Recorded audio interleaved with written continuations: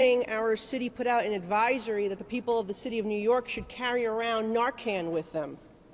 That's how bad the fentanyl crisis has gotten. Recommending the citizens of New York walk around with Narcan. We had a 1-year-old baby die last week at a daycare center where there was a drug ring in the basement of that facility.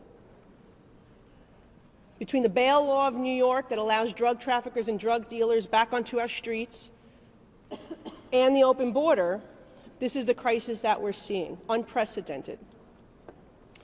In addition to that, our mayor has already said that this crisis will destroy New York City. He is well on his way to bankrupting New York City by saying New Yorkers have to pay to provide the housing and every other service for citizens of other countries. Today in court, and I'm part of a lawsuit, the judge in the New York Supreme Court actually struck that down and said that there is no precedent for that. There is no law that says that the mayor needs to provide this housing.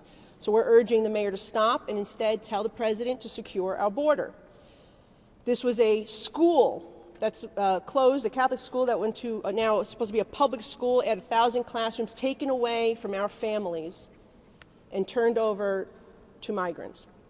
Yesterday, I was with a 95-year-old veteran who was among senior citizens who were forced to leave an assisted living facility on Staten Island, only so the nonprofit organization that runs it turned around and entered a shady deal with the mayor to provide migrant housing. Tomorrow, Natural Resources will be having a hearing on our federal parkland being taken over to provide encampments. This is out of control. It is completely out of control, not only from a fiscal standpoint. Taxpayers in New York can't afford it. The mayor's saying a 15% cut across the board. We are in $33 trillion debt in this country. If the mayor wants more money, I don't know where he thinks it's going to come from.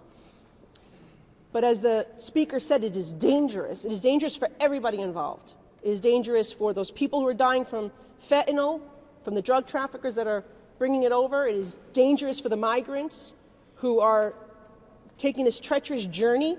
The president should not encourage that. Why is the president encouraging a process that enriches the drug cartels and allows them to overrun our Customs and Border Protection? We need to get this done.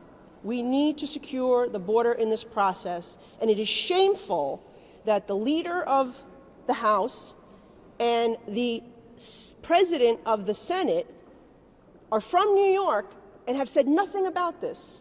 Nothing, not a word about the crisis that their mayor is saying is destroying the city of New York. With that, I yield back.